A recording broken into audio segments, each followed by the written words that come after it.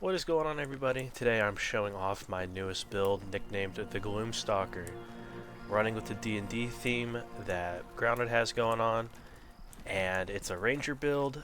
I don't know if that's everybody's cup of tea. It wasn't necessarily my cup of tea for a while, but after running it for a bit, it is a nice switch up from the melee meta that we seem to have going on right now. Take out that guy so he doesn't ruin anything for me. And we'll quickly get into the video here. Starting off with the armor pieces that you'll be wearing. All these are interchangeable. I have them in this order because I think it looks the coolest. Starting off with the helmet, you have the axle headpiece. This armor is pretty good for a ranger, I would say. And this whole setup here, I hate to break it to you as well, it is a little bit expensive.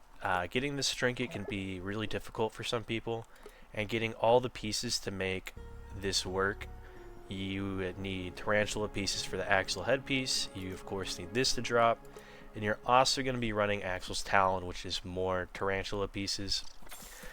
There's tons of videos showing off how to farm Axel if you are having issues fighting him normally. I would recommend looking into those videos, but I would also recommend, if you haven't fought him before, normally, at least do it once before you set up a farm just to get to experience it. All that out of the way, I'm gonna go over the minor details of all the armor here.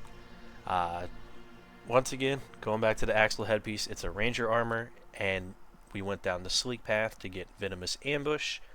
Deal venom to creatures you ambush. That's really only important for the orc and angry creatures. You cannot ambush a neutral or harmless enemy. You can only ambush angry, which is just catching them off guard. Us being primarily bow weaponry, it's going to be really easy to catch them off guard. Next, the chest piece is the Northern Scorpion chest piece.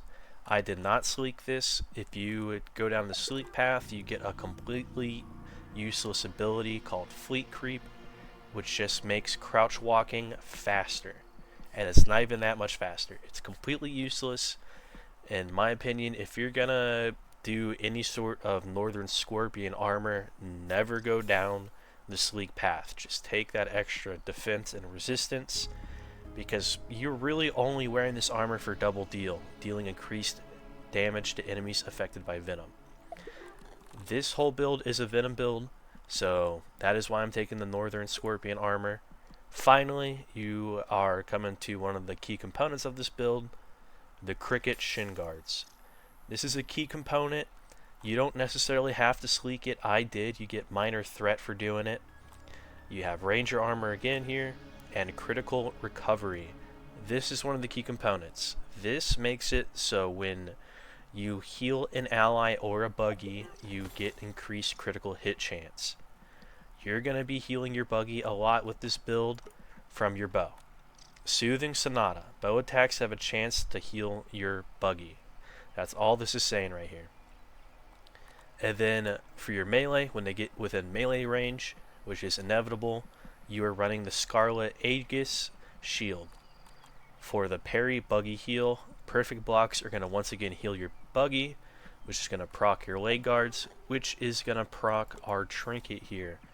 This is the Axle trinket. You get Raging Venom. Critical hits apply venom that persists.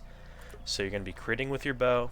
When they get within melee range and you're getting those perfect blocks off, you're going to be once again getting that critical recovery, even with melee, to trigger the trinket. You're going to be doing venom damage with your one-handed weapon. It doesn't have to be Axel's Talon if you don't want it to be.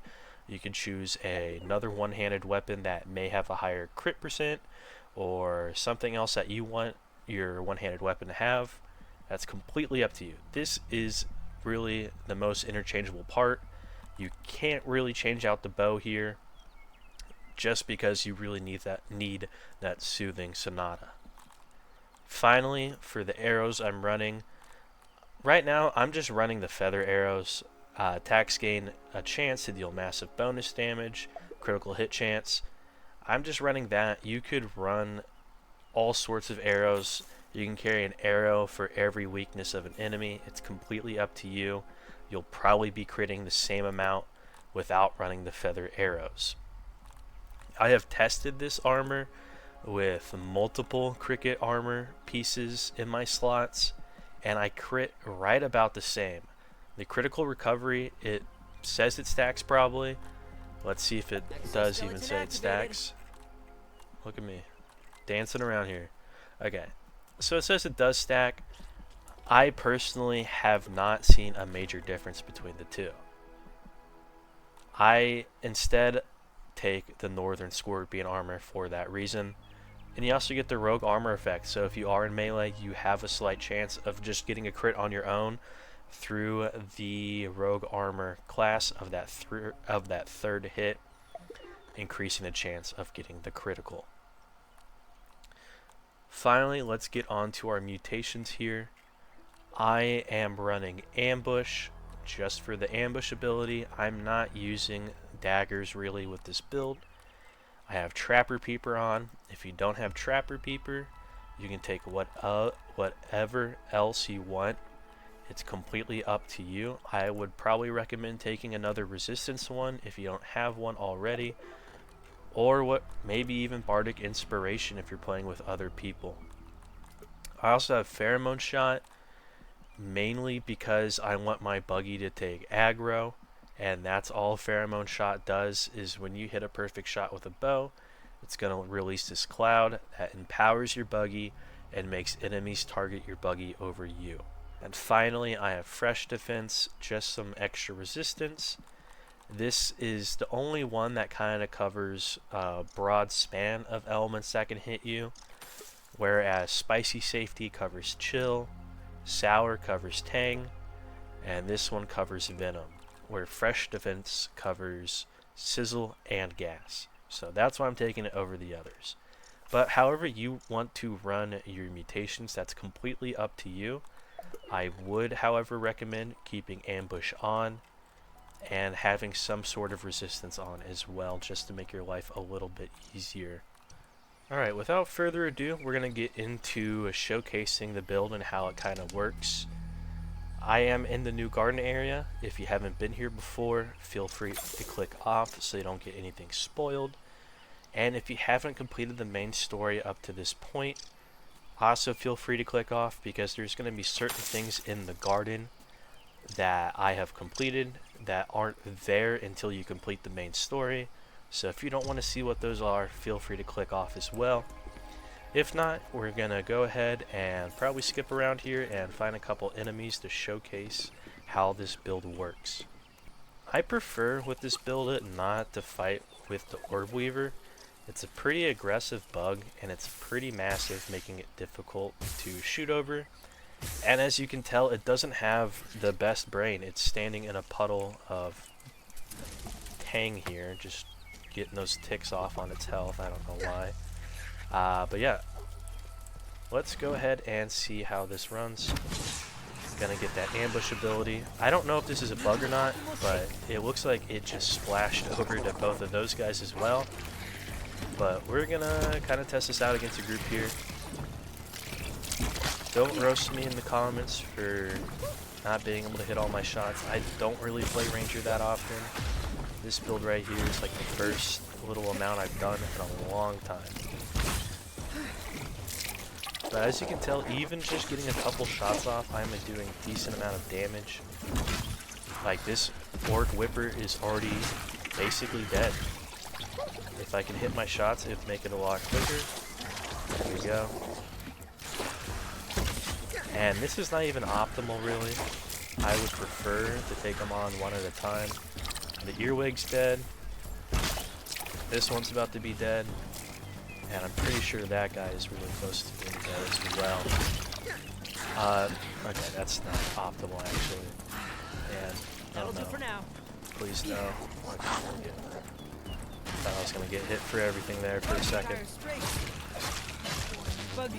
One more thing I forgot to mention. When you do heal your buggy with the bow, your character is going to drop a voice line to kind of let you know. For Pete, which is what I primarily play as, he's going to say something along the lines of, he would make a good doctor or something like that. I don't entirely remember. If he does say the voice line, I'll be sure to point it out to you.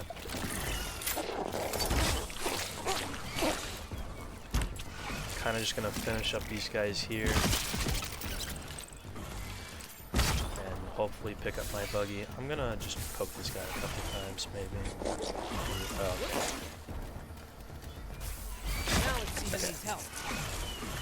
Pick up my buggy here. That was overall a pretty good fight. Not quite optimal. I was missing a lot of shots there.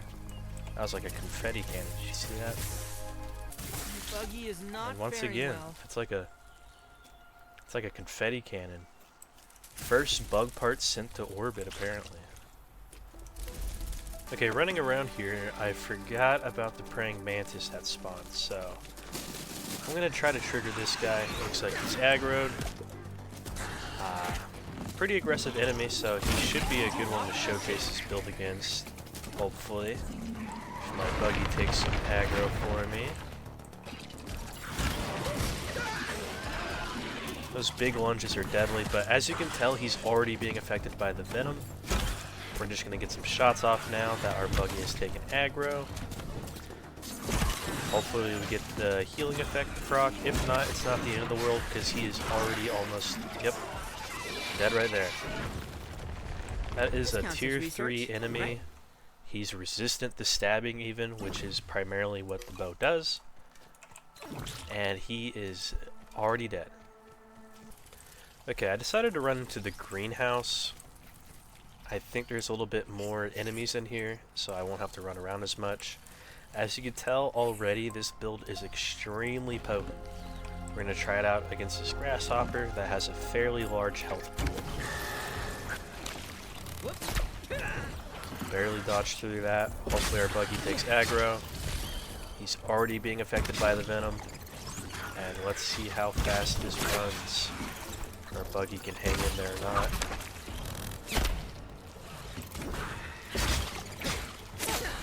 That is one of the attacks that will take out a lot of health for you. So, and I'm really playing this kind of too close. Your proc range to heal your buggy is pretty far.